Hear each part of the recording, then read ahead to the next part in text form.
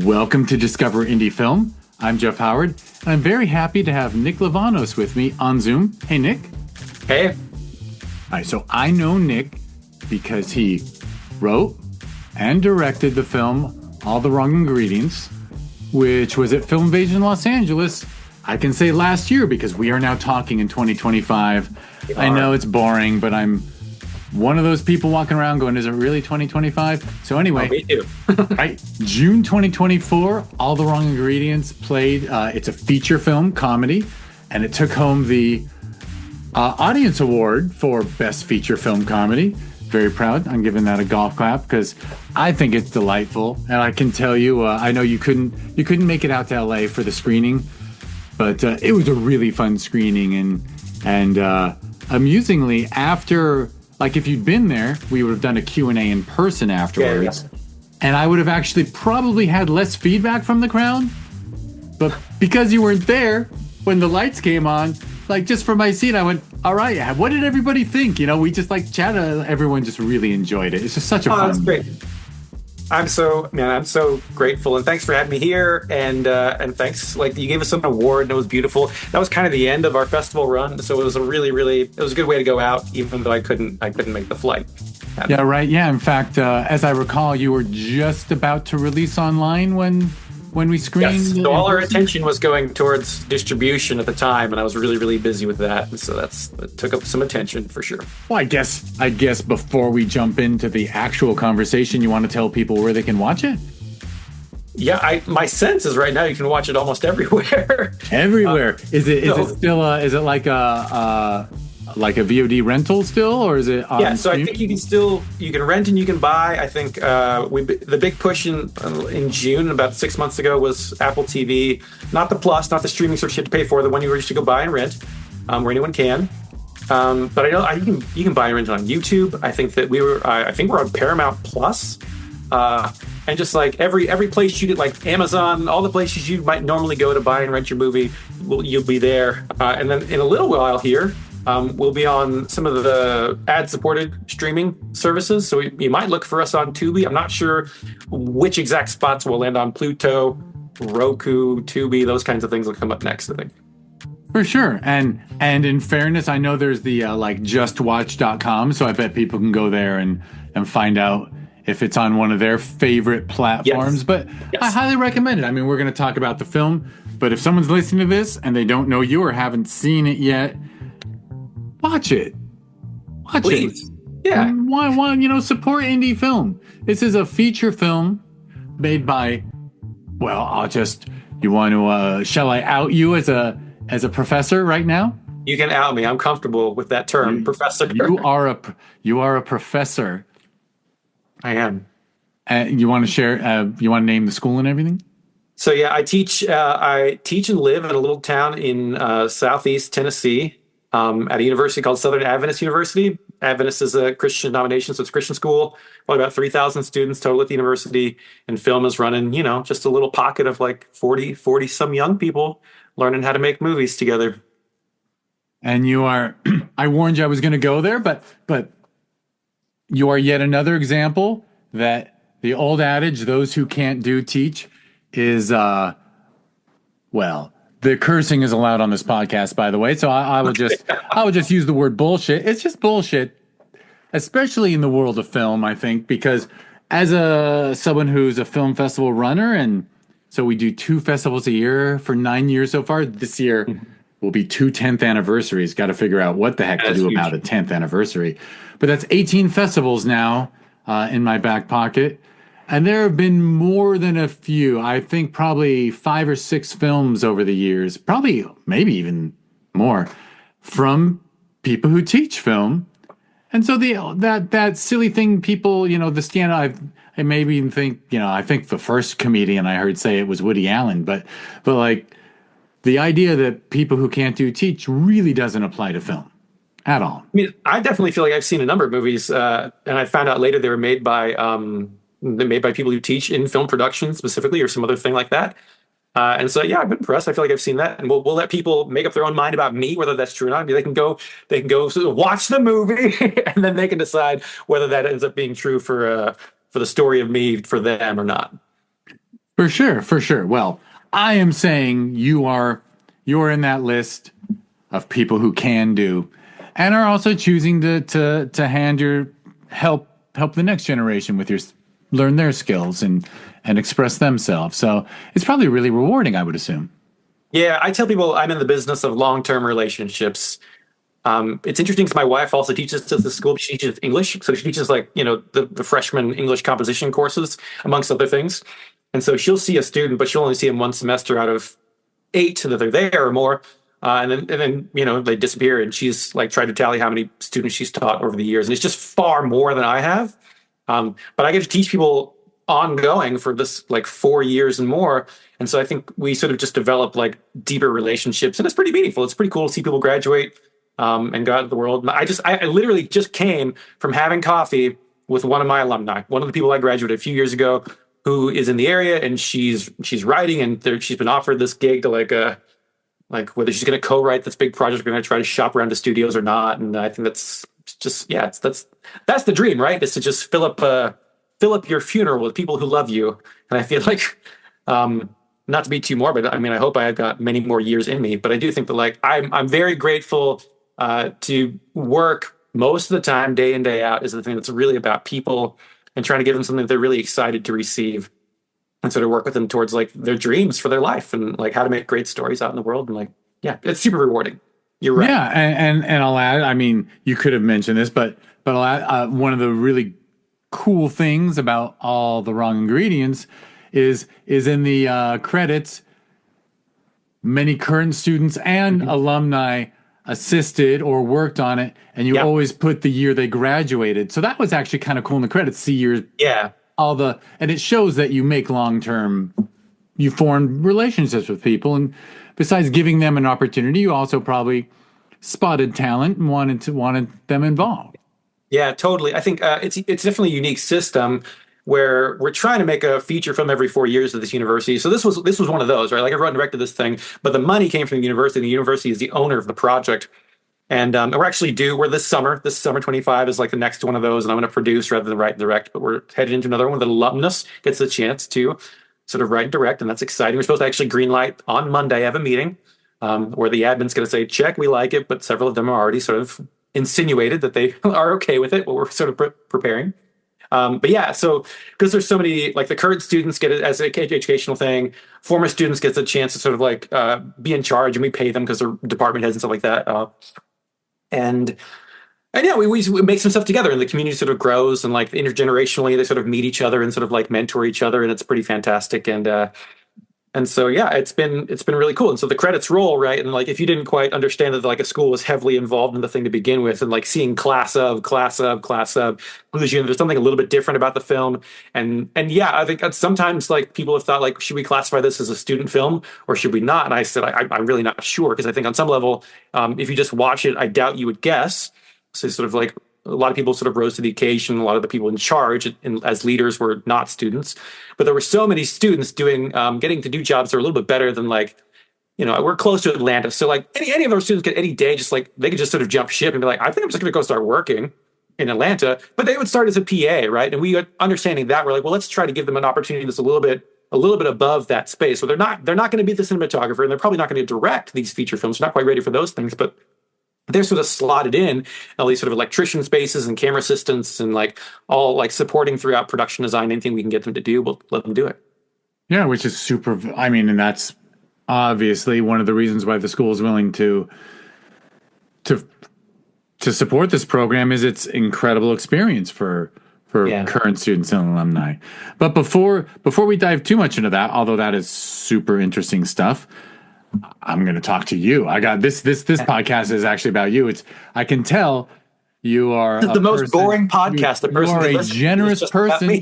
You are a generous person who would be happy to trumpet about your students and the program you're involved in for a good hour. But instead, I want to find out what brought you to this point, and when you first got involved in film, what inspired you. I don't know if maybe you were a creative person as a young person, or always, some people write short stories until they find out, oh, someone writes the stuff on TV too. You never know. Yeah. So What first got you involved in the creative arts?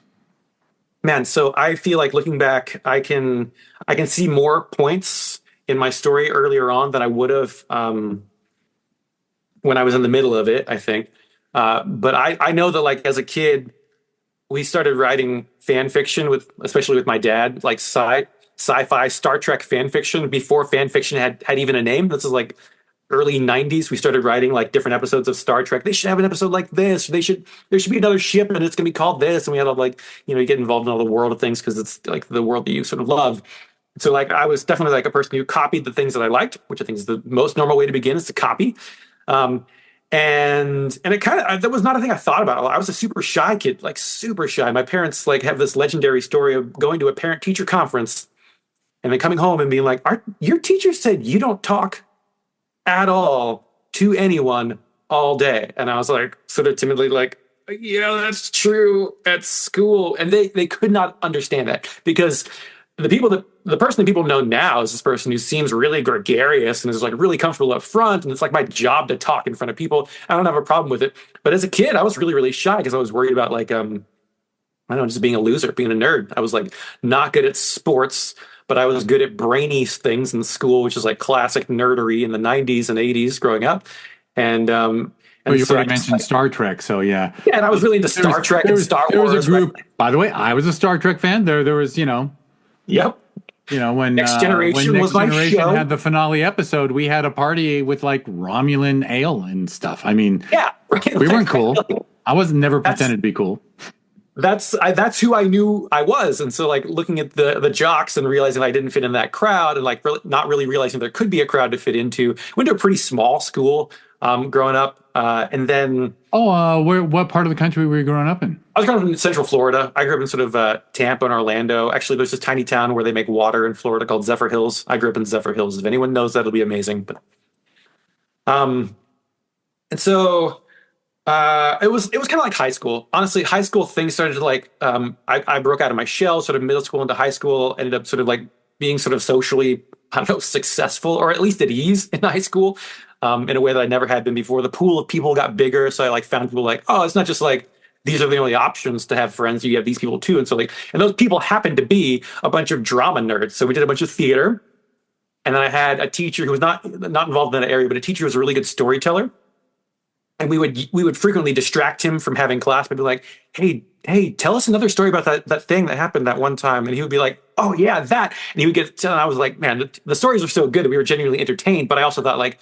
to be this guy, right? To be this guy who people beg to have stories told from, please tell us a story. You're so good at it. We had a little agenda of missing class, but also the stories were pretty awesome.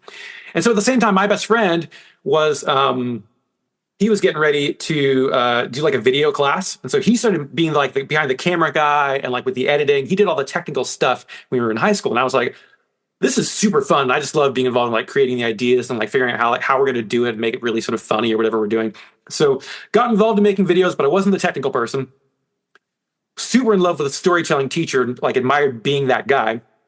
I was doing theater all the time. And so then it came time to like figure out where the heck to go to college, and what to do as a major. And so I ended up coming for undergrad, same place I teach now. This is my alma mater where I teach.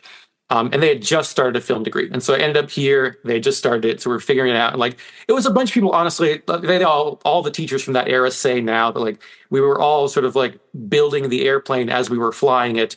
But participating in that as a student had a little bit of like, there's energy behind that, right? And enthusiasm. So I think like, we all have to do some cool stuff together. And I was, as a student, 20 years ago this year that we made the first feature film at the university. And that one was huge. Like now we do like much smaller stuff, but they probably spent $1 million on that movie. And they flew us all to Ireland for like a month to shoot a film on film. That was the only option, like, so I had a really, really impressive, I think, undergraduate experience.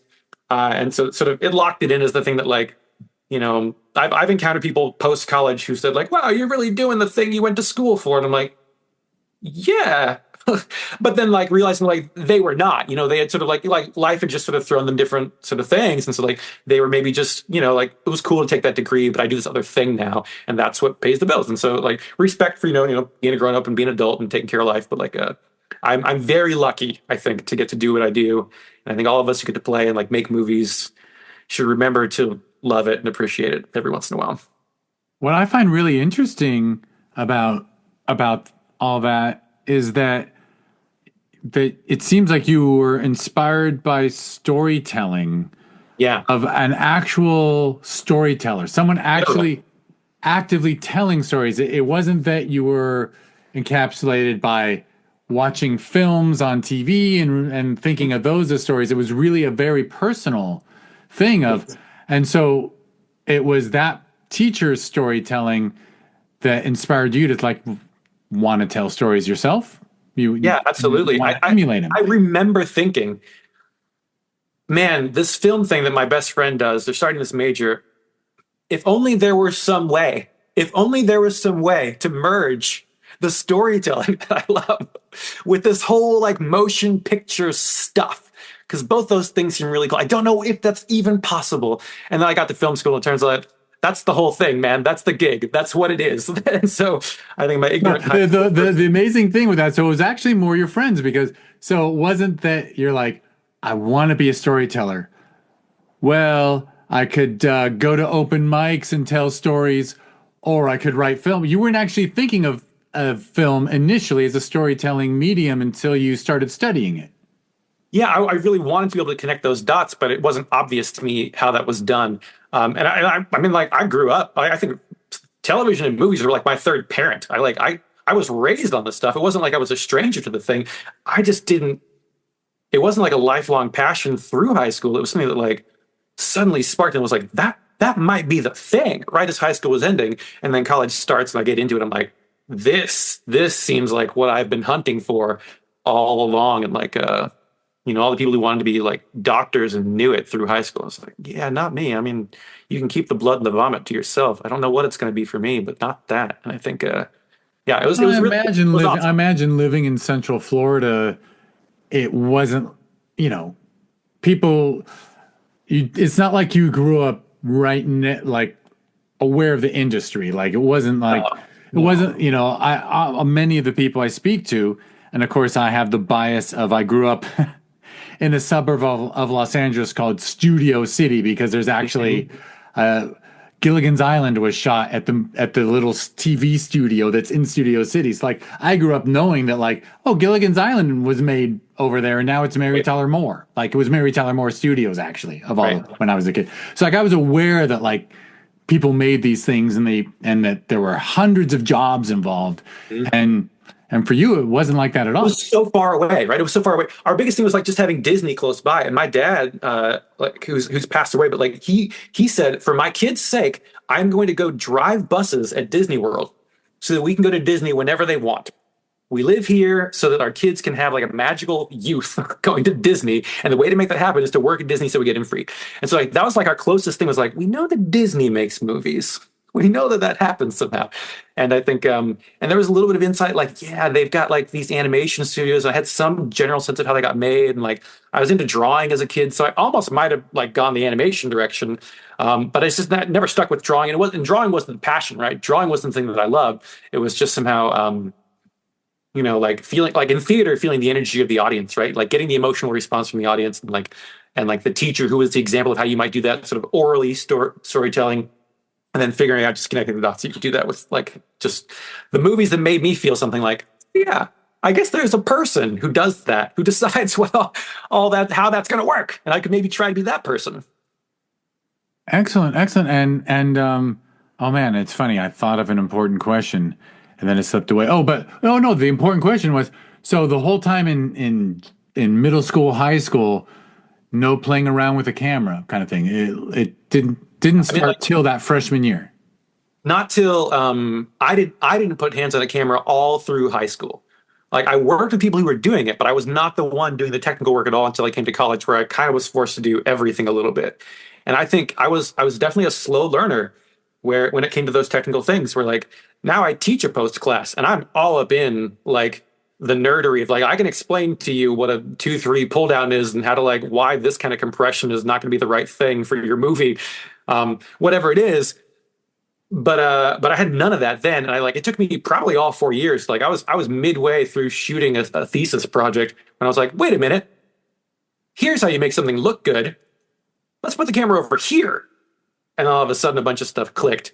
But it took me time, yeah, and I think that I think hopefully like a different thing was getting practiced in the meantime, right? Between theater and like doing a lot of improv type comedy stuff, like with people, like a different muscle was growing faster. So the lead thing for me was always story and storytelling and and just how to do a good job at that stuff. And so like the other stuff is peripheral. And even these days, I'm like, I'd love to write a book. A book would be a fun project because once it's written, it's just done. That's the product, and there's nothing else to do.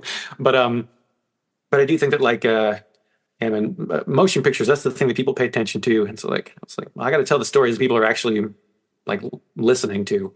And I think there's good people out there reading books, but not as many as watching movies. I am guilty of repeating this statement a lot, but it's because I believe in it sincerely that yeah, I mean, besides the fact that the great American novel, like people don't respond to that, but human beings need storytelling. We still need the campfire where we tell stories, and our brains are designed to tell stories. Life is actually a story. And yeah, film has become the communal campfire where stories are told and you have to tell there. And I also wanted to mention that, yeah, the improv and performance that you did do clearly helps you as a director, I assume. Yeah, I mean, I would hope so, and people can judge that for themselves. But I think I've felt the benefit of it when I feel like so much of directing, right, is just making decisions and making them quickly. Like life is improv, so people who do improv say, like, people who don't do improv are like, I'm nervous, I could never do it. Like you literally do it all day, every day. You didn't know this moment was going to happen, and now it's happening, and you're doing something in response. So like, I think, but the ability to like make decisions quickly, to, like have practiced trying to make a good story in the moment right now so many times that like like with luck, hopefully, or with practice, that makes my first draft maybe might be a little more further along than somebody who's like got to grind it out a little bit slower because they haven't had that experience with that practice. Or like my work with an actor might look a little different because I've had that experience. I know what it's like to be them with all the eyeballs on you, and you can't think of the right thing to say, or you feel like it's sort of like falling apart around you. Like maybe there's something I can give them. But yeah, I hope that it's helpful. I sincerely hope so. I believe strongly that it's helpful. In fact, I'll mention another thing, which is I'm not that there aren't pure writers who are wonderful, but I used to read a long time ago. I don't read scripts anymore. I just can't. Too busy like running film festivals and watching films to actually sit down and read a script. They take too long. But I can tell you that you can always tell the difference between a script where the screenwriter, is aware that they're performing through the page, right? Mm-hmm. There actually is a level of performance at the writing stage. Yes. Otherwise, it's just a dry list of, it's dialogue, it's stage, it's direction, but it's very unentertaining. The writer actually is performing every part and performing in their descriptions too. Yeah, I love that. I'm going to start using that. The writing is a performance. It's the first performance in some ways, because it is like some people have like you said, no attention to the fact that the first thing that's happened to somebody who's going to read this, it's not just immediately going to go into production. The first thing is somebody's going to read this thing, and you want them to have a good experience reading it, so that they want to make the movie, right? And they want to get on board, whether that's as like a crew member, or as a financier, or an actor, give them a great experience reading it. So perform well as you write. Yeah, I love that. For sure. And that's how you get a great performance is a director and or performer and all the other people involved. Yeah, they read it, and it's inspiring when it's written as a performance, instead of just being, oh, my ideas are so great that people just read my ideas and then want to interpret them. They'll bring their own identity to that character. I don't have to give that character their voice. That script will never get made anyway. Yeah. Unless you're somebody's already nephew. Famous and has a lot of money, and then more power to them. We actually both went there at the same time. I mentioned unless your uncle's famous. Well, which is fine. So, that's fine. I'm sure. Good for them. Lucky them. Yeah. No. Yeah. We definitely don't need to be bitter. We're just aware. We're aware that. Anyway.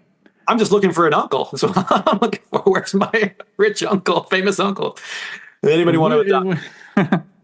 Oh Lordy, so cool. So the undergraduate program, was it a bit of film theory as well? Because you said like they actually made a fairly big budget film over the course of 4 years. But was it the kind of experience where you were making shorts along the way, or Yes. was it a lot Yeah. of All film the time theory making shorts. too? So there's like in education for film, we said there's kind of two flavors. There's like cinema studies or film theory, which is like, like the act of watching, like actually watching and critiquing, being really thoughtful about that stuff is an important part of the whole experience in the business. But we were a production degree then, we're a production degree now. So you're making movies from the jump, right? Like you're in it from day one. And so I've continued that trend. But my first freshman class is like you make a movie every 2 weeks with the other people that I assign you to. And so it's actually that particular class. It's a lot less about like what gets made in the product, a lot more like, can you work with other people? Because everybody who eventually gets advanced and gets good at the stuff says like, well, it all comes down to like just the people that you work with and being able to work with a variety of kinds of people. Can you work with people that you love and also people who are really difficult? I think so. It's our first class still does that. So you're in it from the beginning. And yes, made a ton of shorts in college, kept making them after graduating, sort of freelancing and making shorts, and then eventually came back to teach. And my two features to my name are with the university, so like I have to give them a lot of credit. And I'm also excited for that to not be the case in the future, where I get to go out and do a little bigger, better, and maybe an institution's going to bring with it, like any studio, it's going to bring with it like a point of view and sort of like the certain hoops you have to jump through, or the bureaucracy, the red tape of any institution. So like our university has some of that, that like anyone would. So it's not special, and I'm not bitter about it. But I do like I'm excited to like get into something that like where maybe the red tape is just different, where the red tape is somebody's really interested in like making the thing that will like be so good that it makes money. Like that'd be interesting new red tape for me, where like the impetus has usually been like, can we make something that sort of aligns the values of the university, so they're like value adjacent to the like the faith-based institution, and is a great educational opportunity, mainly for the students. I think like that's been fun. Ready for the new thing. It sounds like the program is very similar today as when you started as a freshman, or Yes and no. I mean, like we've evolved through like teaching faculty a bit. Person who started the program is no longer here, and we've been through just different people teaching different courses, and that sort of brings with a lot of change. And I think teachers tend to be, for better or worse, people who want to reinvent the wheel. It's happening to me every semester. I get in like, oh, I'm teaching that class again this semester. Am I going to do it the same way and take the easy way out, or am I like do it brand new? And so like we like to sort of like figure out how we can do things better. And I think the world of filmmaking has just changed so much since I started. When I started, like filmmaking meant shooting on film. My first year, you had to shoot on film if you're going to actually capture a motion picture of any sort of like visual quality. And now that's just completely changed. You get a really, really amazing image without having a really, really expensive camera or infrastructure around it. And so then like what matters, and like what matters to still do well, and like how do you do those things? And I think like the flow of the industry and the flow of history have shifted things, as well as just our natural inclination to just want to do a better job. Excellent. All right. Well, here, let me ask another one. All right. So you graduate with your bachelor's, Mm-hmm. and what do you do next? What comes right after that? Embarrassingly, in some ways, I had no idea what to do next. So I went and worked at summer camp, which is the thing I had done a couple of times. I'm like, let me just go back. That'll be like a place to live for a couple months. It'll be like a terrible paycheck, but it'll be a paycheck.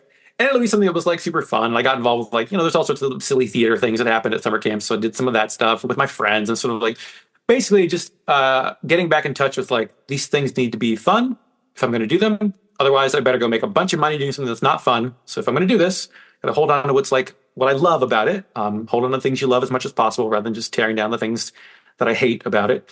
So I went back to worked at a summer camp, and then I got a crazy job laying fake grass football fields. The sports turf industry is very near to here. Like I'm just across the border from Georgia. North Georgia, above Atlanta, is like a town that is all about carpeting. That is the major industry there. And so like fake grass football fields is adjacent to carpeting. It's very much similar skills and similar like methods and things like that for installing it. So that was, to this day, one of the best paying jobs I've ever had, unfortunately. But I made a lot of money doing sort of specialized labor for a while, and I saved up, and then I was able to I traveled a little bit and sort of had not quite of a gap year, but a gap month or two to figure some stuff out. And then said it's time to get down to business and get a job. Did a sort of menial video production thing for about 6 months that was full time. And it was 2008 at that time. So people were like, you are lucky to have a job at all. 2008 was you're welcome for the healthcare. Yeah. And so I tried to be appreciative, but also I wasn't learning anything anymore. I was at a job doing basic video production, and no offense to the people, I just wasn't learning anything. And I realized how much I valued continuing to grow. I knew upon graduation I hadn't learned everything there is to know. And I really enjoyed the educational process. So I was I got to read more books, got to have to do more stuff. And I don't want to do these stagnant things that are just elevating something that's kind of lame to being a little less lame. I want to get out there and do good work. And so I quit after 6 months. I quit a salaried job with benefits in 2008 and said, I'm just going to wing it and freelance. And that's what I did with some reasonable success for several years, until finally they were hiring a teacher. And I said, man, I've always wondered if I want to do that. This has come up way sooner than I thought I would ever want to teach. But because you're hiring, what does it take? And they're like, oh, you got to have a master's degree. And I was like, I don't have one of those. And so I applied super late. It was I applied to Savannah College of Art Design. That's where I went to grad school. And what happened was I only found out around Thanksgiving of the year before they were hiring. So it was Thanksgiving of 2011. They were hiring for the fall of 2012. So in order to get a master's degree, I would have to enroll, get in, and then attend, and not have to do any of the prereqs. My portfolio would have to be strong enough I had to do any of the prereqs, and I have to do maximum course load every quarter, winter, spring, and summer, and I would graduate with a Master in the Arts of Film and Television Production at Savannah College of Art Design. And so I was like, I'll apply, and if I get in, that would be a miracle, because they're already on break. They have so many international students at SCAD that at Thanksgiving, they send everyone home for the whole year, because all these students go home to Hong Kong, and they don't want to fly back after a week of being home, so they just send them home until January. Okay, so they're on break. Everyone's on holiday and gone, and I applied to school way past the deadline. I was like, that's probably not going to happen, but if it does, I will quit everything and go. And then lo and behold, between Christmas and New Year's, the time you'd think that nobody's doing anything, but between Christmas and New Year's, I got a call saying, we saw your portfolio. Would you like a $10,000 scholarship to come to the Savannah College of Art and Design? I was like, this is unreal. And I dropped everything and moved to Savannah to get that degree. And I did it sort of in 8 months. I got my master's. And my joke is that I skipped my last final exam of grad school. I did not attend my last final exam in grad school because I was driving from Savannah to Chattanooga, Tennessee, so I could teach my first class as a professor. So you squoze 2 years of a master's program into 8 months. People generally do it slower, is what I would say. Yeah. But in fairness, if you weren't, so you knew you had the job once you got that MFA. I did not know I had the job. Oh, you weren't sure? I wasn't sure. During those 8 months of intensive work towards the MFA that you, or MA? Mine is MA. Mine is not terminal degree. I eventually probably should get an MFA, put the fine in the middle of my Master of the Arts. The word fine is... It just means I did some more work. You are a master. I'm happy to do it eventually if I don't have to pay for it. But that's got to be a super unique thing so not only did you jump into that program, but then Southern Adventist University, you must have interviewed while you were doing that intensive year and got it. And then that is actually, that's a really good story. I mean, I have recognized in retrospect that that's not something most people are willing to do.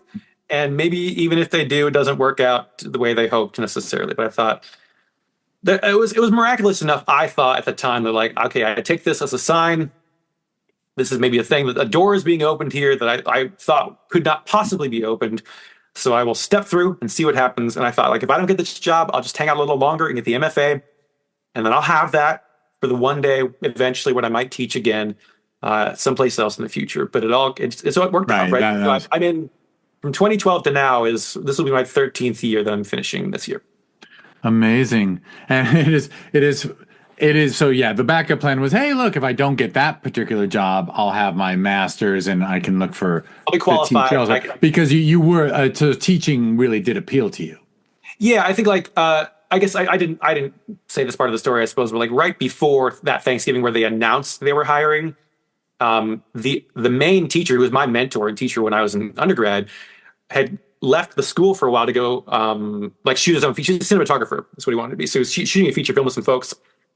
And he needed people to cover his classes. So I came in because he called me and said, like, would you like to cover my classes? So I taught at least one, maybe two, I forget now, but I taught a couple classes while he was gone, just temporarily. And I was like, I thought it was like the sort of a low stakes way of figuring out whether I really liked this thing that I thought I might like. And it turns out like, no, I liked it pretty well. And so then I thought like, man, I really would love to do this someday. And he said, well, surprise, we're hiring. Are we hiring you? I said like, well, I guess I better go get that degree. And you managed to get it, and then that is an excellent story that you're like, well, I don't have to take my last I won't take my last test of my master's because I have to go teach tomorrow. That is so funny. I did talk to the professor a little bit about it beforehand. I was like, how bad would it be? I think I might need to do this just so I'm on time to my own class, which I'm sure you can resonate with as a teacher. And luckily, that was a course where there wasn't really like a sit and sort of like sit the exam and fill in bubbles or something like circle multiple choice or essays stuff. It was like you finish your project and they sit and they watch and critique the project, which is a lot of art school, film school. Yeah. So our project was done. I just didn't sit and talk about it. Well, and what professor is going to look at that situation and be a hard ass about it, right? I mean, that's a situation where they're like well aware, like, well, you've got a job teaching film. You can make a case up. That's what college is. Why on earth would they say be a stickler and go, no, it's completely unacceptable for you to go continue your life. Yeah, to start your job that we prepared you for.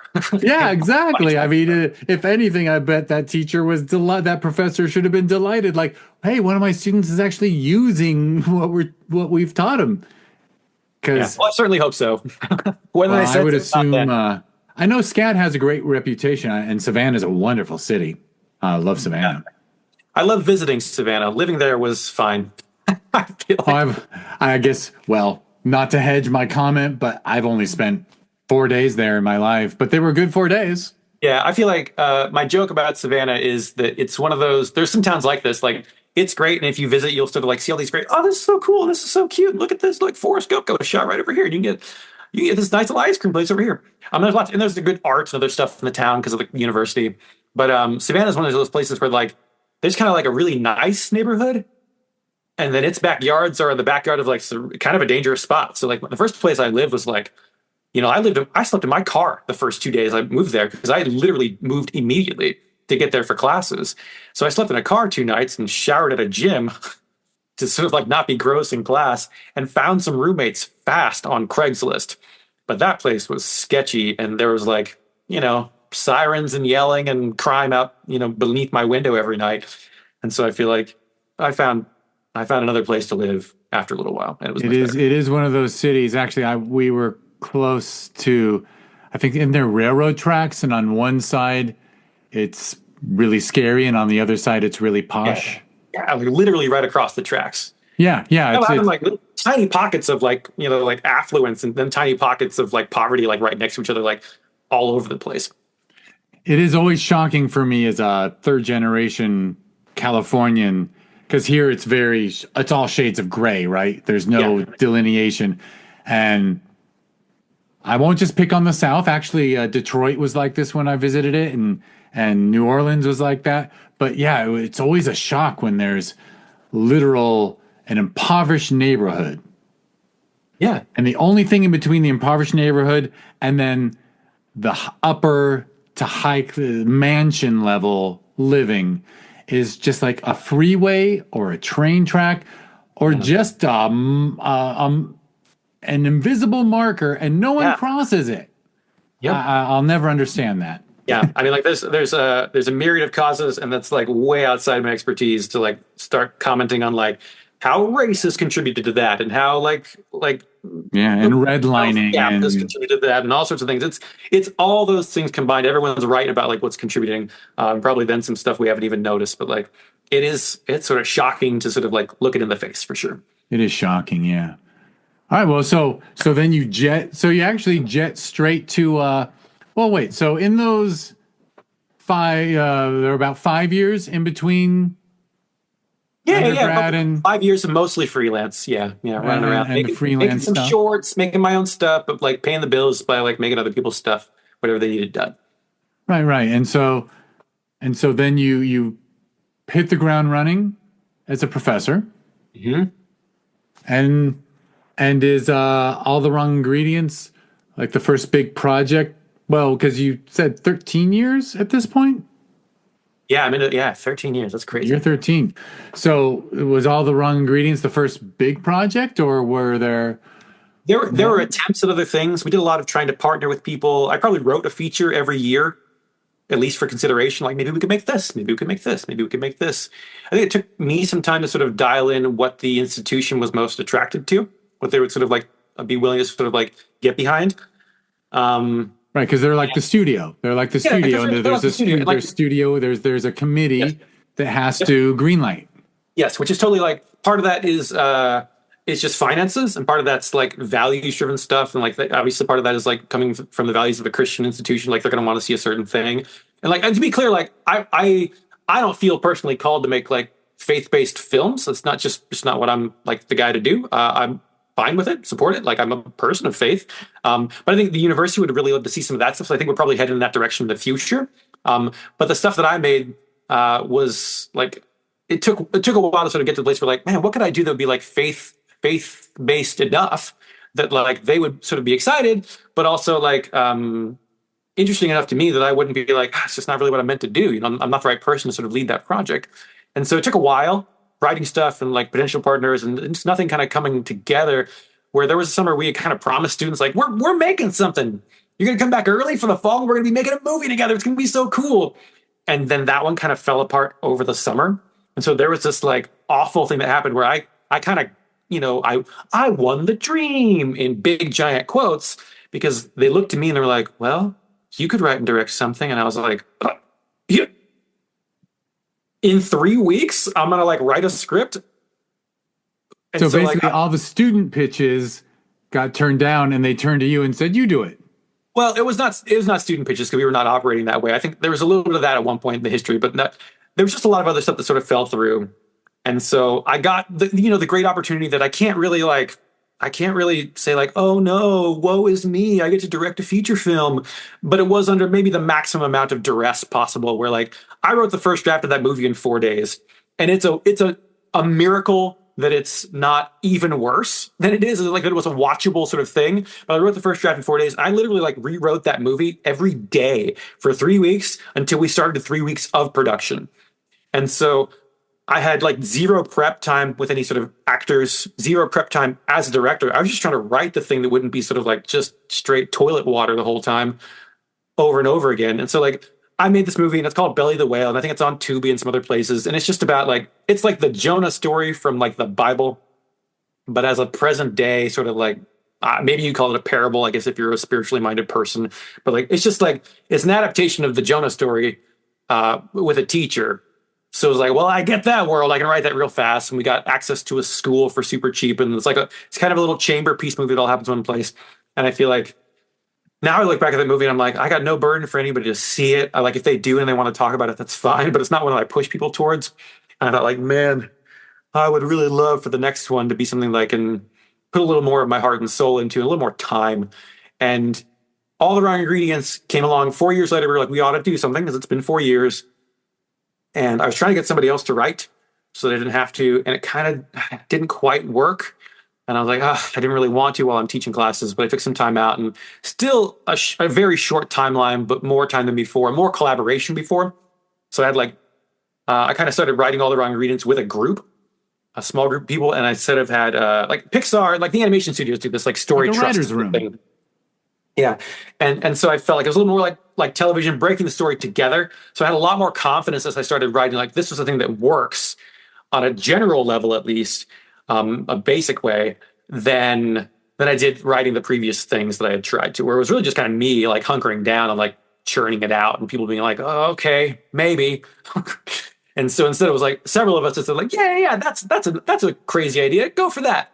And then I wrote that movie, and several drafts later, then we moved into director's prep and production. So All the Raw Ingredients got more attention than ever, and so hopefully we can give at least that amount to other people who come along for the school stuff in the future. And when you sat down to write the story and break the story with a group of people, you were also aware that you'd be shooting on campus. So like you knew, like did you customize the story? Like you knew you had the kitchens, you knew you had.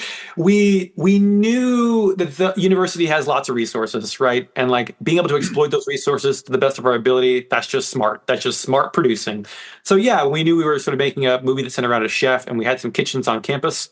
The question was like, can we, being good neighbors to those people who run those spaces, is it okay if we come play there? Can we build a wall over here? Is that okay with you? And so, and some of that stuff working out because of good connections or just people being kind. And then other times realizing like, well, we got this dream for this sort of sequence. That seems hard. Are we going to push really hard for that thing? Or are we not? And I'm growing to be a kinder, better person all the time. I'm sure I had some moments where I was not that way. To the producers early on, I was like, just please don't ask me to change the script until you've at least tried to go get the thing. And like, if it proves to be like pretty difficult to get the location or whatever it is that we're asking for, like, yeah, I probably can rewrite something to be a different spot, but like, I dream it this way. And until we know it's super hard, we just know it's like basic filmmaking hard. Like, yeah, we don't have a bowling alley. But does everybody say no, or could we maybe get one? And it turns out like we could get one. Is it my favorite looking bowling alley? Not really, but they were super nice to us, and they let us have a place for like the whole day, and it worked out. It worked out, right? And other places are like, oh, that's super hard. Okay, so I cut my dream shot where like there's this whole underwater thing, because how are we ever going to do underwater with the schedule that we have, right? Not that we couldn't do it, just schedule wise, it'd be hard to fit in. So I cut that, and so I think like having a little bit of that give and take. Was definitely part of the process, but it didn't hinge entirely on school locations and school resources. We used as much of that as we wanted and could, but also like, I was like, I'm dreaming of this movie that feels bigger than our school. Can we make that happen? And truthfully, and I know it's going to sound like I'm joking, bowling is one of the most cinematic things. Why is it so pretty? Isn't bowling, when people, bowling in film, you should teach a class on all the great bowling films, because I don't know why, but bowling is so cinematic. I don't know if it's the tension. I don't know if it's the Art Deco-ness of most bowling alleys being locked like visual. There's a lot of lines and things like that, and like shapes that are sort of like simple and graphic that like lend themselves well. Comedy, drama, it all, for some reason, if there's a bowling alley in a film, I guess it gets a plus 0.7 support from me or something like that. If I get a rate when I have to rate things 1 to 10 on Film Freeway. Pro tip to anyone who wants to be in a film festival, I recommend you do a bowling scene. Yeah. Find if your local alley will let you come in there in the middle of the night. See if they'll let you set up shop, because it's worth it. Yeah, maybe bowling alley owners are also like tend to be just friendlier people. They're like, you can use it. We're close. Yeah, we had some pretty good folks. We also, I mean, like there were enough in the area. I was surprised. Like they contacted like 3 or 4. Like there was at least one that was like, it was probably the most fun looking one. The really old and sort of grungy and dirty was what I was hoping for. Ours is a little bit nicer than that in the movie. But the ugliest, dirtiest one was like the most cranky and cantankerous one. They're like, no, unless you have this much money. We were like, well, we don't want to give that much money to you. So we went somewhere else. Fair enough. All right, so it all comes together, and how has has it been well, I guess so Belly of the Whale also had a bit of a release. So you're actually familiar with the process of releasing a film to the world while remaining a teacher and everything. Is that I'm assuming that might be as hard to balance as making the film while you're teaching. Yeah, like at least making the film was in a way a class. You're teaching Yes. students while you do Yeah, it. it's definitely a huge educational thing going on. I would like Belly of the Whale. I would not claim that I learned how to distribute a movie at all. COVID hit, and we were trying to do not theater run. Sorry, we were trying to do a festival run, and COVID hit. So Belly of the Whale, I was like dead in the water. Oh well, I'm moving on. It's fine. But then somebody just called us. A little tiny company called us and said like, we'd love to distribute it, put it in our catalog, you can order DVDs. I'm like, DVDs is exactly what's going to happen with this movie. It's like the kind of thing that everybody's grandma who worked on it is going to buy, and maybe a few others, right? So we said, thank you so much. Go ahead, do it. Cut a very simple deal, and that's just been the way it is. All of our ingredients, I learned a lot more, and I think because it was so fresh, there was so much I didn't know about distribution and like doing a proper sort of festival run. Didn't know from experience. I mean, I've heard plenty of stuff and had lots of good like like advice running around in my head, but like hadn't lived it. I had a lot to sort out, and so I just traveled way too much the year we were on the road, and like I sort of lost a bunch of money just going places, and some places I didn't really need to go. Uh, just the big thing of like going to the American film market and seeing if that was like worth my time to do, and then like did distribution come from that or did it come from other means? In our case, it came from other means. Somebody saw us at a film festival, and they called me, and that was the one we went with, not the other people I talked to at an American film market. That's a whole other super long story, and I actually ended up turning it into a class. So I taught a class just this last semester that was all about distribution and kind of pitching your movie and stuff like that. A lot of the business end of filmmaking, and it was largely based on my experiences over the previous year and all the other stuff I'd learned, also freelancing and other stuff. But yeah, it was super difficult, and I had to figure out while doing a full-time job teaching, kind of how much can I do? How much can I do? Like, what am I willing to sort of like sort of stretch myself out for a little too thin? Like, what times am I going to like burn the candle at both ends?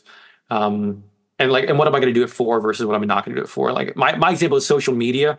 I hate social media. I'm really bad at it. I'll tell you where you can follow me, and I won't be there half the time. But like I knew that it was appropriate to sort of invest in it because it's like a way to get the word out. So when we were getting ready to launch, I was like, all right, I'm going to do social media for a whole month. I'm going to go at it pretty hard. And that's like the stuff that's still on there. But mostly it's like when we were launching last June, I said, what can I do on social media that I feel good about, that I'm not going to feel like sort of sleazy salesman. But every day I'm going to be out there putting the reminder out that we've got this movie. It's coming. Please pre-order it and then watch it and all the things. When I realized like, okay, for me, I can do one a day. I can make a little video of myself. I think I've witnessed that the stories go a little further on Instagram than the posts. So I'll do stories. It goes a little better. And I'll repost them as whatever wait, I'm thinking, don't quote me. It's maybe reels. Reels go a little further than posts, and then you can repost them as stories. So you get like sort of double whatever, right? Anyway, and all that stuff. I figured out some stuff, doing a little research. And then I said, like, I'm just going to for 30 days, I'm just going to thank all the people who were involved in making the movie, from everybody on the cast, everybody on the crew, people that I met along the way doing the festival thing, just as many people as possible. I'm just going to go through and thank people, because they, at the very least, at the micro level, deserve me saying thank you out loud where other people can hear it. And so that was the thing I felt like I could do on social media and sort of like engage the challenging part of the work of like marketing the movie, not a thing I really have energy for, but I could do it and I could believe in it and like I could put the word out. And so I invested in that. But that's like an example, right? Of like all this stuff is looming, all this extra work is looming to do. How do you do it? I think you sort of like, it's about picking battles and then trying to pick stuff that you can sort of, energize yourself behind and believe in, like, because there were days where I didn't want to record a video, but I said like, it's a good thing to be doing. I'm going to record the videos and then edit them and do all the stuff.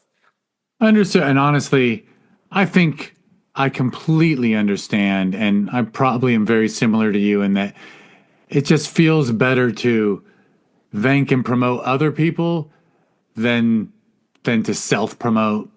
Yeah. And it's also just like self-promotion. I understand. Right? Like, boy, some people are geniuses at it, I guess. But I don't know. I personally can't do it. Yeah. I don't have any like, it's just knowing yourself. I think to me, it's just knowing yourself. Like, what can I do that's going to be like honest and truthful, and is also going to help get the job that needs to be done. Because I could just kind of whine and say I don't want to do the job, but that's not very helpful, right? It's not helpful, or it doesn't honor all those people who worked on it with me. A job needs doing. What parts of it can I manage myself to do? What can we afford to hire out? And what can we, knowing what we care about and who we are and what our values are, what can we just say, we'll eat it and we're not doing that thing? Maybe it would be good to do, but we're just not going to do it. And we're going to sort of say that, oh, well, maybe that would have been beneficial and we missed a little opportunity. But because of our values and who we are, blah, blah, blah, like we're just going to say, oh, well. Fair enough. Until another day when we have more money and we can just pay somebody to do everything we hate doing. Ah, absolutely. I'm curious about because you did mention how the school is interested in faith-based topics. Sure. And all the wrong ingredients really is it's interesting to me because it is in many ways a very I guess I would call it wholesome, but without being without while still being likable to. And now here I'm going to be sarcastic and say heathens can enjoy it. There you go. Right. You know what I mean? Like it's sinners. It's heathen accessible without like the cursing and a lot of things like it is. And I know we talked a bit of I don't think there's a spoiler if we talk a little about the monster, but like how there's a monster in the film that is a really nice mix between menacing and also a bit wholesome, maybe even cute, like menacing and cute at the same time. Is like, Muppet, I think right? I praised you during our Zoom Q&A where I was like, that must have been a really hard line to land on. Yeah. Well, I think to me, like that was a trick of like doing like the thing that was like, I want the university to feel good about what we made. I think they feel fine about it. Like they're happy. They didn't shut down the project or anything at any point in time. They're content. But it's also like finding something that was like the kind of thing that I'm sort of called to do. I went back and I had pitched them at doing some sort of sci-fi thing with another biblical adaptation because I think that'd also be really cool. Doing like one of those Bible stories like the biblical epic, but in space, man. And that went over sort of okay. I'm into that still. If anybody has any money and wants to see that happen, I've got great ideas. There's a script somewhere. But no, I think it was definitely trying to figure out like where do we overlap in that Venn diagram? I think they kind of want the thing that I kind of want. Where's that sweet spot? And trying to find something like, yeah, like it's kind of a family film, right? It's like kind of a family comedy. Like it's sort of like you can't. I mean, maybe it's not like geared towards families directly. Like you wouldn't sort of like genre say that like. That's what it's for, but it works in that space, and that like it's like remarkably unoffensive, and sort of like it doesn't push anybody's like sensitivity buttons for the most part. I hope, as far as like typical things that I guess Christians and faith-based people will get upset about anyway. Yeah, because it's family friendly, like you said, it's family. There'd be no reason to keep a child from watching it, but nicely, it's not a children's film. Yeah, so like maybe, and I've the compliment that I've heard that I'm like, well, golly, if anybody thinks that's true, I'll just carve it on my tombstone, please. Somebody compared it to like the golden era of Pixar type of movies. They kind of work for kids, but they also just work for grown-ups. And I'm like, if I'm able to do that, then like I'd feel amazing. But I think I really like I don't necessarily feel like the burden to be making like faith-based like Christian movies. Personally, that's not what I feel called to do. But they're like, I'm a believer, and like, there's nuggets of that stuff in the movie. They're just not like they're not the thing that the movie's all about.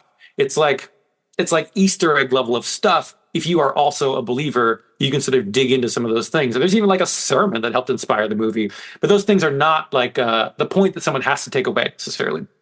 And so now we're like, as a university, trying to actually lean into those things, right? Like, can we find people who are excited about doing those things that are faith-based and really are like where the point is something that's a little bit more sort of directly Christian, spiritual, and sort of like showcases Christianity in a positive light and stuff like that. I feel like, yeah, sure. It's an emerging market with like more and more like value and clear audience out there. And I feel like people have for a long time, they were just, I mean, I think this is okay to say.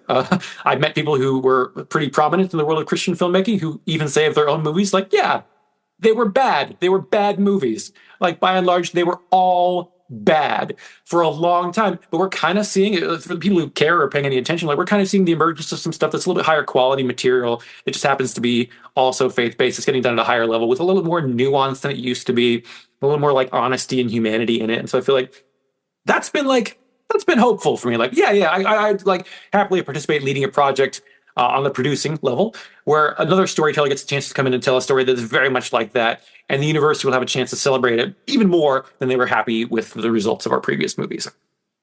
For sure. And I guess I just want to give you one more compliment in a way, which is I also really appreciate, as someone who sees a lot of stuff, and of course I see stuff that's faith based, and that sometimes there's the inclusion of something sinful that must be punished, and actually, what I think I always really like about All the Wrong Ingredients is really it's about inner conflict, and you make the inner conflict external. So it's actually not, it doesn't have the agenda of punishing sin. It's someone looking inside themselves and looking at their good side and their bad side, and coming to terms with oneself, which is really certainly the no faith should not respect the fact that most conflict is more internal than external.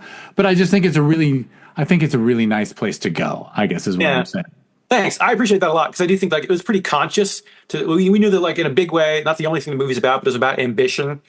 And we were like, we are not like this guy's ambition literally manifests as a monster at a certain point in this movie. But that doesn't mean that ambition as like a human quality is outright monstrous. That is not what we are saying. And so trying to figure out how to like make sure the audience doesn't leave feeling like, yeah, ambition is wrong. Just be a super humble and contrite believer. And that is the message of the film. Like, no, that is not the message of the film. First of all, I don't think the film has a message. I think the film has a meaning, but I'll split those hairs later if we need to. And I think that like, it's just saying like ambition is a thing, right? What you do with it, the way you let it control you and take over all the other parts of your life can be sort of a monstrous thing to do. But also it's totally fine if for a season of your life, your ambition just takes the lead. There's a little sequence in the movie where the main character's wife wants to be a musician and she sort of plays the piano. And she talks about like, he says like, I need balance. I don't have any balance. My ambition's out of control. And she's like, I hate that word, balance. And this is just me philosophizing in the movie, quite frankly. Like, I don't like the word balance. I prefer the word harmony is essentially what she says. Because harmony says that like, it's okay if the story of your life, the song of your life has a rip-roaring guitar solo at some point. That is okay for one thing and one thing only, to take the absolute lead in a way that draws all the attention, all the energy to itself. The point is that nobody wants to listen to a song that is like a 20-minute guitar solo. Well, okay, with exception, there are a few people who like they really love that kind of thing because they're that into guitars. But by and large, like a great song is like one that like that might happen as part of it, but that's not the whole song, right? Your guitar solo is harmonized with the other voices and the bass and the drum and everything else that's going on in there. Like becomes a song that is life, the music of life, in a way that's not just one thing all the time. I completely agree. And I think it comes through in the work. So bravo, golf clap. Thanks. I appreciate it. Yeah. Well, what can I say? I enjoy the film, and it is always fun to dig in a little deeper and talk about, the inspirations and philosophies behind it, because it is actually really nice to have a philosophy in a film, right? It's I think thoughtfulness is a good thing. I think people should be more thoughtful. So anyway, that's my soapbox of the moment. I feel the same way. I'm like, we don't have to all judge each other. We can actually think about it. Yeah, we can just maybe ask some interesting questions and see what other people think and how you might learn something of what somebody else thinks. Sounds nice to me. Our mouths to the universe's ears. Anyway, whoever's listening. I don't pretend to have any ideas. So now that it's out there and you're back to teaching, as I think you implied you want to do a feature every 4 years. Yeah, that's the track. But the next one you just plan to produce again? Correct. So summer 25, this summer is the next one. There'll be 4 years since production of All the Wrong Ingredients.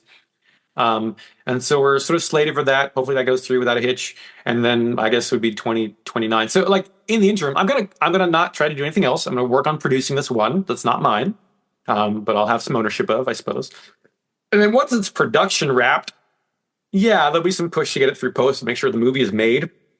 But I think that likely sort of the distribution and like marketing will either sort of fall to people we've used before, or we'll let somebody else sort of take the lead and go for it. If the director really feels that burden, they can sort of champion it to something bigger. And by and large, I will have the opportunity to move on to my own stuff a little bit more. And so it's definitely like, yeah, looking at what's next for me comes after that. And I'd love to take my time and take it slow to do something pretty cool for that one. And I think my next thing has got to be sort of small by its very nature, because I don't think Raw Ingredients is big enough to sort of like, it didn't make this giant splash where everyone's looking at me going like, here's some money, make another thing. So I think I want to make it sort of a smaller movie, maybe sort of like, again, like sort of a chamber piece thing. It isn't like this huge thing as far as locations or talent, or sorry, actors like cast-wise size, but maybe there's a little like more recognizable talent, and it's something that might sort of like get us closer, a little bit more recognition. So the one that comes after that, easier to make, right? I don't have any aspirations necessarily, or I don't dream that I'm definitely going to make this some sort of big, splashy, sort of studio epic directing sort of gig in the future. Not that I would turn it down, but that I sort of like, I've definitely rested in the contentness of being an indie filmmaker, living in this part of the country where I live, and having the chance to like, let's take our time to do as good a job as we possibly can, making the next small thing where we try to like pay everyone who's involved as respectfully as possible. So it's not like, like just beg, borrow, and stealing, asking favors. That would be my dream. But like, we're actually sort of giving people like what they deserve for participating, and we're making the best thing we can because we took our time to do it. Excellent. And what's funny is I should let us wrap it up on that because that was such a nice note. But I'm just curious, and I'll just ask you while we're still recording, for this next film, are you in the position where you sort of are you selecting? I know the school has to approve the script essentially, but like as the producer, in my air quotes, are you like choosing which student is directing, which like are you staffing it? Like you know everyone's strengths and you know what you want to get for your students? We have not got to the student part of it yet, like exactly who's going to be in which role, but we have started talking to students about what they want to do and where they might fit and plug in. I think we have a writer-director who's an alumnus, assuming everything gets greenlit on Monday. So we've got the leadership plugged in, and even like the other teaching faculty is my primary sort of like colleague. Once we're sort of greenlit and we're really doing this thing, we'll sort of start to make decisions about like, and he gets to read the script, which he hasn't yet. He'll say like, cool, I'm interested in doing this kind of thing on this, or like maybe my role should be this because it's not, maybe it'll emotionally resonate with him. It'll be like, I totally see how this can be shot. It's a little bit of a DP. Or I say a little bit, he's quite a bit of a DP. He did a lot of work in documentary for a long time, shooting and sort of editing, and then he also like shot a lot of narrative stuff at the same time. So he decided he wants to sort of be the DP because I think if he wants it, he can have it. Or really maybe join me producing, and we'll hire some other folks, and we'll try to make as many of our department heads as possible be alumni and professionals who can mentor the students. But if there's a student who's really, really sharp and we got a role that they could fill, there's a world where even students might be some department heads sometimes. It just sort of depends on like what's the mix of the student population right now, what's the mix of our people we can get, stuff like that. Very cool. It's a really neat thing, and it's obviously it's so beneficial to your students to, it's almost like giving them a summer internship, right? It's like getting a summer internship on a film. We literally offer internship credit for participating. So there you go. It is an internship. Yeah. And it's a great, I'm now here's a bad joke. I was going to say, and it's a great lead into Hollywood where it's who you know. If Professor Nick, if you're not on his good side, guess what? No internship. Just kidding. We hope it's not like that the people who are in the program have already passed that bar, right? Past that threshold. And we recognize that, like, we're populating with a group of alumni and some other professionals. So probably like the biggest, like the reaching out for the students, they get to know like some alumni that sort of grows their sort of natural sense of community. But then, like the people we can get involved who are sort of outside of our little bubble are really, really valuable people. So we try to find people who like have that same heart for like educating students, can sort of bring something to the group and like the production itself. And also, can work for the beans that we're able to pay, right? Like I think that's always part of it on this level. For sure. Excellent. Well, do you want to, is there, you're not big on social media, but is there social media people should follow, or even like a website for the film? Or you're welcome to join me. I am Nick Livanos on Instagram. I don't think there's any spaces or anything like that. It's NickLivanos is my last name. And I will totally see if you message me on there. I just will see it maybe in an hour, maybe in a few weeks. Like just depends what's going on. It's been healthy for me to not have that app on my phone. So I haven't deleted it and I'm still available, but I like having it out on my phone has been a healthy move. Yeah, that's something I consider all the time. Yeah. And instead there's an Instagram app on my phone with, I think, 5 accounts. It's ridiculous.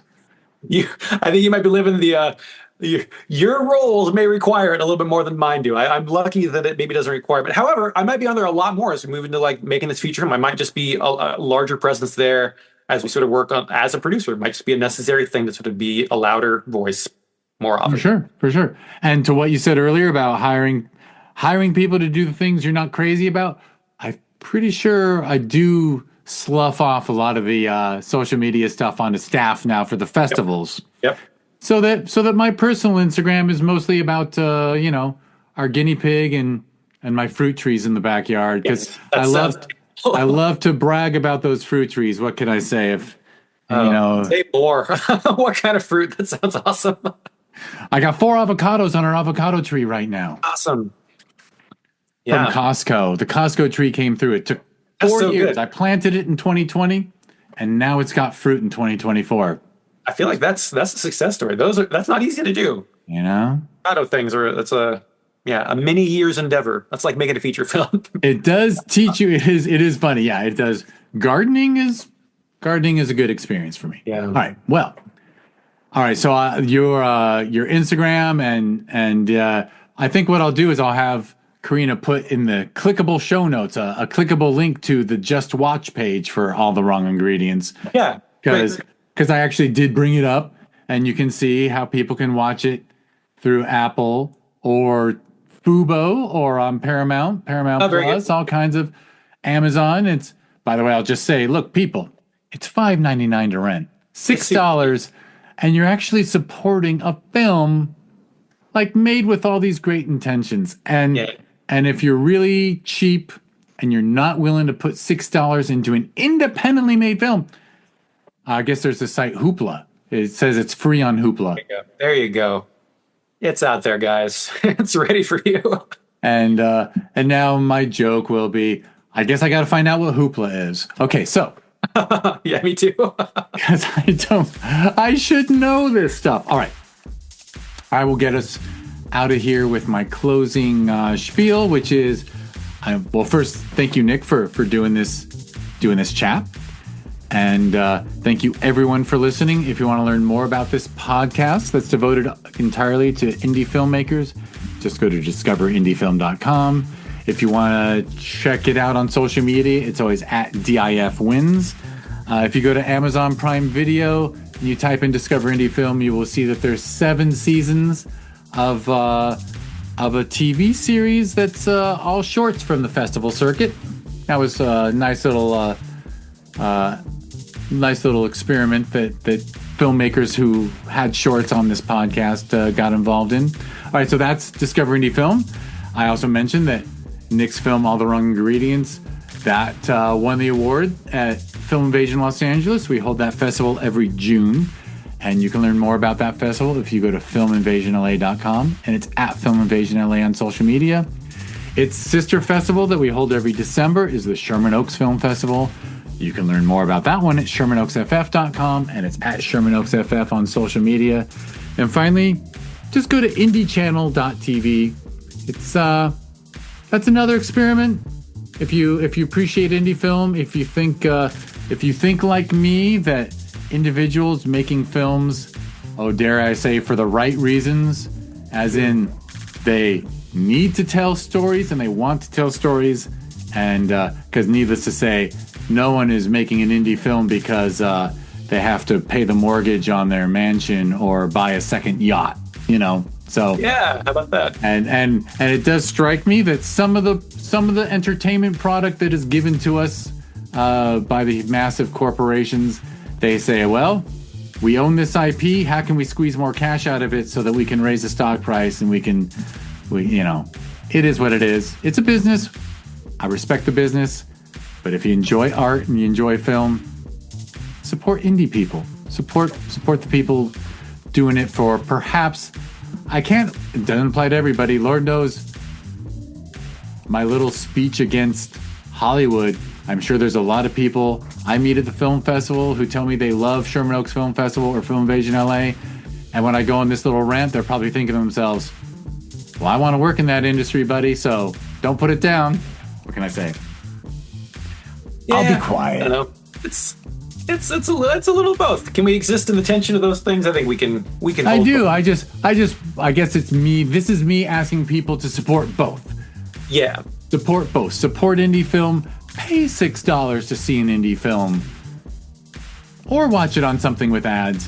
But either way, pay attention to that, as well as, the latest thing that has all the hype with the super famous actor in it. That just balance. Harmony. Harmony. Oh, how about that? You can harmonize those two things. How about that? It's just wonderful callback. All right, Nick. It was so fun to talk to you. Same. And for everyone listening, the podcast after this one in this podcast feed will be Nick answering the Discover Indie Film 4 questions, which is really fun because it's just... I'm so nervous. We're just going to talk about films. It's fun. All right. Thank you, Nick. Thank you. And thank you, everyone, for listening.